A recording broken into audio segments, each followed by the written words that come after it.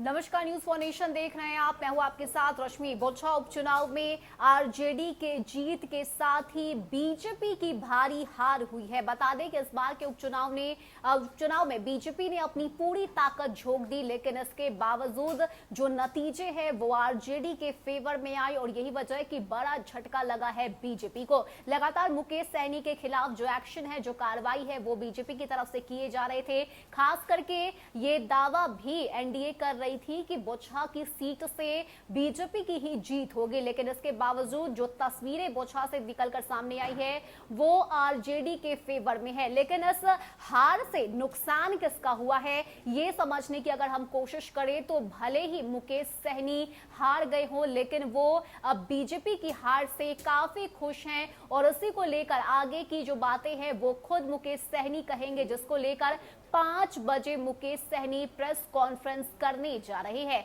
आपको बताएं कि इस बार के बोचहा उपचुनाव में ये जो लड़ाई है वो प्रतिष्ठा की लड़ाई बन चुकी थी। खासकर बीजेपी की बात करें तो बीजेपी की तरफ से भी अलग रणनीति प्लानिंग बनाई गई। खुद हमने वो तस्वीरें देखी जब बिहार के मुख्यमंत्री नीतीश कुमार बोचहा पहुंचे, चुनावी सभा उनकी तरफ से किए गए और साथ ही साथ बेबी कुमारी के लिए वोट भी खुद सीएम नीतीश कुमार ने मांगे। लेकिन इसके बावजूद नतीजे जो हैं वो चौंकाने वाले आए। आरजेडी के फेवर में जो है वो नतीजे चले गए। अमर पासवान की यहां से जीत हुई है और भारी हार हुई है, करारी हार हुई है बीजेपी की। ऐसे में अगर हम बात करें तो बीजेपी को आखिर नुकसान किस बात का हुआ, आखिर क्यों बीजेपी दूसरे नंबर पे ही बीजेपी को संतोष करना पड़ा, अगर इसे हम समझने की कोशिश करें तो बीजेपी की सहयोगी रही वीआईपी कैंडिडेट के वोट को अगर जोड़ दे तो इसके बाद राजद कैंडिडेट का वोट काफी अधिक रहा। ऐसे में कुल मिलाकर अगर हम देखें तो मुकेश सहनी ने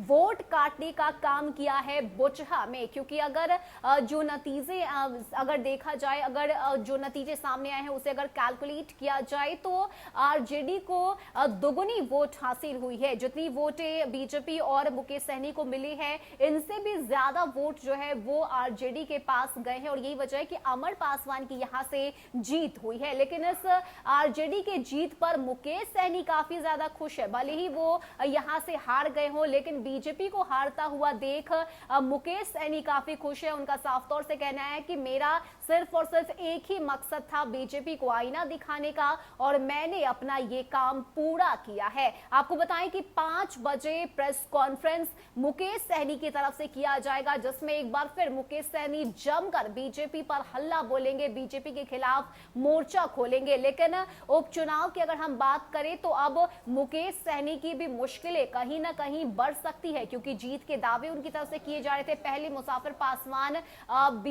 वीआईपी से ही थे, जो कि बोचहा से थे, लेकिन अमर पासवान बाद में आरजेडी में चले गए। तो ये पूरा जो खेल है वो जैसे जैसे बोचहा उपचुनाव नजदीक आने लगा, तस्वीरें पूरी तरह से बदल गई। रमई राम को मुकेश सहनी ने अपने पाले में कर लिया, जिसके बाद गीता कुमारी को चुनावी मैदान में मुकेश सहनी ने उतारा, लेकिन इसका फायदा मुकेश सहनी को भी नहीं मिला। भले ही मुकेश सहनी ने वोट काटने में वो सफल रहे हो, लेकिन वीआईपी और मुकेश सहनी को बड़ा झटका, क्योंकि आरजेडी की यहां से जीत हुई है जो कि काफी महत्व रखती है। ऐसे में बीजेपी की बात करें तो बीजेपी को अपनों ने ही ले डूबा है। उनके पार्टी के लोगों की तरफ से ही ये काम किया गया, जिसकी वजह से बोचहा में बीजेपी के जो है वो हार हुई है। दूसरे नंबर पे आने के साथ बीजेपी को संतोष करना पड़ा। वहीं पहले नंबर पर आरजेडी आई, जिसके बाद बड़ी बढ़त और बड़ी जीत हुई है आरजेडी की। ऐसे में अब देखने वाली बात होती है कि 5 बजे जब मुकेश सहनी प्रेस कॉन्फ्रेंस करते हैं